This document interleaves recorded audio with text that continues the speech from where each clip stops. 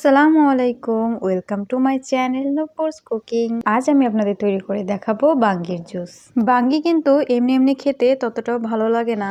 এইভাবে যদি বাঙ্গির জুস করে খাওয়া যায়, আমার মনে হয় আমার মতো আপনারাও এই বাঙ্গির জুসের ফ্যান হয়ে যাবে। তো চলুন এই অসাধারণ স্বাদের বাঙ্গির জুসটা কিভাবে বানাতে হবে দেখে আসি। প্রথমে একটি বাঙ্গি কেটে তারপরে আমি টুকরো টুকরো করে কেটে নিয়েছি। এখানে 1.5 কাপ মতো বাঙ্গির টুকরো হবে। তারপরে একটা ব্লেন্ডার জারে নিয়ে নিচ্ছি, আর এখানে দিয়ে দিচ্ছি চিনি 1/4 কাপ মতো হবে। বাঙ্গির কতটা মিষ্টি সেই অনুযায়ী আপনারা টেস্ট অনুযায়ী চিনিটা দিয়ে নেবেন। তারপরে এখানে 10 টাকা দামের ডানো গুঁড়া দুধের প্যাকেট 1 প্যাকেট দিয়ে দিচ্ছি, আর দিয়ে দিচ্ছি 1/2 চামচ মতো লবণ।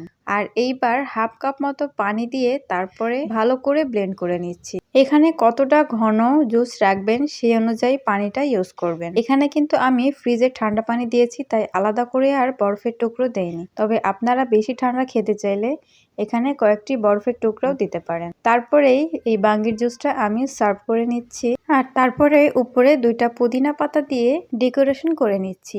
আশা করি আজকে আমার এই বাঙ্গির জুসের রেসিপিটি আপনাদের কাছে ভালো লেগেছে। যদি ভালো লেগে থাকে অবশ্যই কিন্তু একটা লাইক আর আমার পেজটা ফলো দিয়ে রাখবেন। চ্যানেল থেকে দেখলে অবশ্যই আমার চ্যানেলটা প্লিজ সাবস্ক্রাইব করে দেবেন। তো সবাই ভালো থাকবেন। আল্লাহ হাফেজ।